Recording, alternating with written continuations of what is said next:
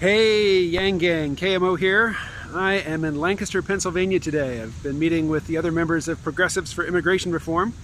That is the organization that pays me to write and draw a weekly comic strip, and we have mapped out the next 12 weeks of the comic strip. But today I'm here to talk about Andrew Yang, as always, now anyway. And first let me say up front, don't take this the wrong way, Andrew Yang is my guy. He is the candidate of choice for me. I will be supporting him throughout the primary process and hopefully into the general election. Now, there are many futures in which Andrew Yang wins the nomination and goes on to beat Donald Trump in the election in November of 2020. But there are potential futures, likely futures, I'm afraid, in which he doesn't win the nomination.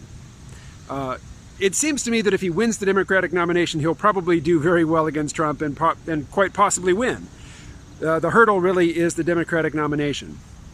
And if you remember back in 2016, the DNC, they put their thumb on the scale for Hillary Clinton. She had the name recognition in the early primaries, particularly, the ones in the red states in the South. So, she won those handily and she didn't need any help. But that's because nobody had really heard of Bernie Sanders at that point. If you went back and reran those early primaries, say in May or June of 2016, Sanders may well have beaten Clinton by a handy margin. But that's not how elections work. It takes time to build momentum. It takes time to build name recognition. It takes time to get a message out, and time is of the essence. So while I'm going to be doing everything in my power to promote Andrew Yang as a candidate and spread his message, I'm 51, I have voted in a great many presidential elections, and never once has the candidate that I voted for won. I don't want to scare you, and I don't really want to, spook you or think that I'm jinxing the campaign by throwing my support behind it, but that's just how it goes. The mainstream doesn't think like I think. So here's the point. Every single election, presidential election, the Democrats, or at least, the more hysterical elements speaking on behalf of the Democrats, insist that if their candidate doesn't win the election, that the world will end, that it will all go to hell in a handbasket under the mismanagement of the evil Republican. And yet, it doesn't. The world goes on. And if Andrew Yang doesn't win the Democratic nomination, or if he does but then doesn't beat Donald Trump in the general election, the world will go on, and more importantly, the message that Andrew Yang is articulating and spreading will continue to spread, because it will be increasingly relevant to everybody's lives as artificial intelligence and automation continue to infuse and transform just about every aspect of daily life. His message will never be any less relevant, at least not, in the foreseeable future. It will just get more and more relevant.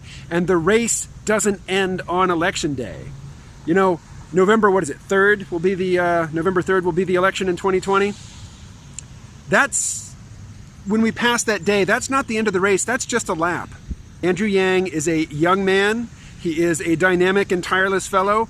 And if he doesn't win in 2020, there's always 2024, Or if a different Democrat is the nominee in 2020 and they win, well, then there's always 2028. That year will come, and the message that Andrew Yang is articulating will still be necessary, and it will be more relevant then and more obviously relevant to more people then than it is now. So somebody posted to one of my videos that Andrew Yang was going to change the paradigm, and somebody else said that he was going to usher in a utopia. That's really not helpful thinking. Andrew Yang is not going to single-handedly and in a stroke transform our current capitalist system into a human-centered capitalist system. It's going to take time. Even if he wins in 2020 and wins re-election in 2024, when he leaves office, it will be an unfinished task. We will not be basking in the glow of utopia. The struggle is long. Don't think that there's a finish line. There isn't. All right, that is all. I will talk to you again tomorrow. Stay well.